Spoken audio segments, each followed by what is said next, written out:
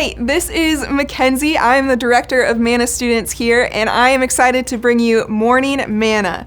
We're going to be in Proverbs 22 today. Proverbs 22 is a longer proverb, and it's also where the 30 sayings of the wise begins. It's interesting, to me at least, how these 30 sayings are the 30 sayings of the wise when Proverbs is written based on wisdom. But I want to narrow in on verses 17 through 21 of Proverbs 22, which is the opening statements to these 30 sayings of the wise. This is saying number 1, and saying number 1 says this: "Pay attention and turn your ear to the sayings of the wise. Apply your heart to what I teach, for it is pleasing when you keep them in your heart and have them ready on your lips. So that your trust may be in the Lord, I teach you today, even you. Have I not written 30 sayings for you, sayings of counsel and knowledge, teaching you to be honest and to speak the truth, so that you bring back truthful reports to all those you serve?" In this first saying, Solomon is getting at this point. We need to be teachable. Solomon is making this point to prepare the one he is speaking to best be ready to receive these wise sayings. We must pay attention, which is the very first thing this passage says, which is obvious because if we're not paying attention, we won't hear what is being said. We must memorize or meditate on these principles so that they become second nature to us, a habit. We keep them in our heart and have them ready on our lips.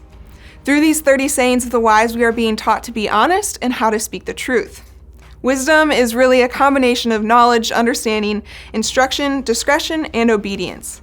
All of this is not only important in our personal relationship with the Lord, but also so we can best serve those around us, which is how this first saying ends, so that you bring back truthful reports to all those you serve. Solomon, through this first saying, is setting us up to better receive and respond to these wise sayings. These sayings do nothing for us if we are not willing to be teachable and be actively and intentionally instilling these wisdoms, these proverbs, into all that we do. In studying this passage, I came across this quote on wisdom.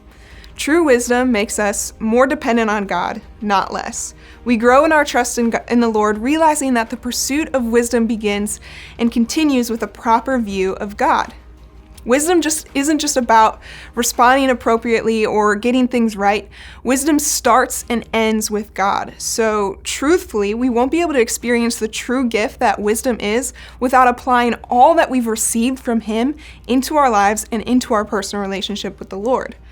We need to be teachable by the word, and from that place we can speak into the lives of those around us.